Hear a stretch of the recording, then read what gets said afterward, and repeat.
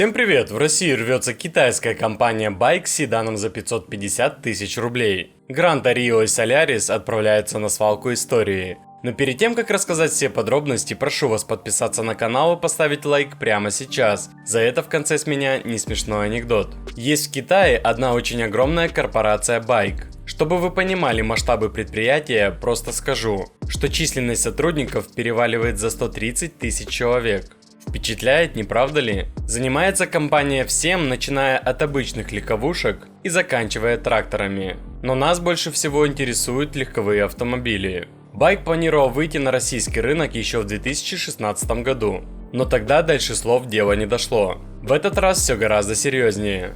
Наступление идет сразу с двух фронтов. Во-первых, в приходе корпорации заинтересован Яндекс. Последнему нужны свежие машины для такси. АвтоВАЗ, корейцы и немцы не могут даже близко вывести спрос.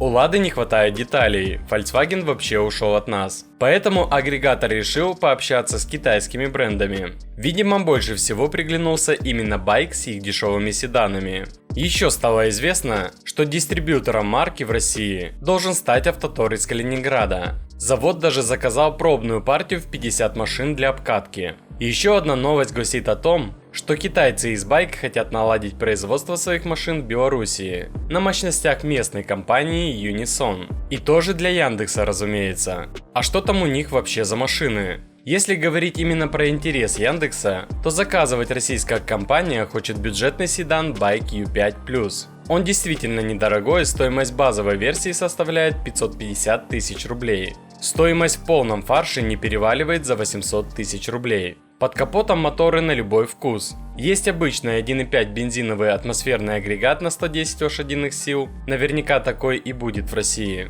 Турбированный вариант и электрический мотор. Если говорить о внешности, то машина сильно смахивает на Kia Rio последнего поколения. Но вот задние фонари как будто сняли с более дорогой Kia K5. Внутри все довольно хорошо.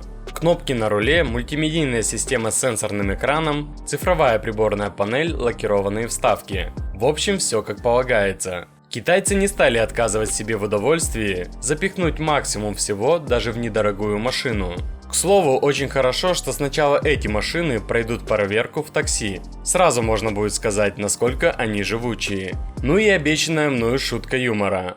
«Стыдно мне, как стыдно», — говорит Рабинович жене. «Что случилось?» – спрашивает она. «Да вот Абрам в третий раз приглашает меня на похороны своей жены, а я его ни разу».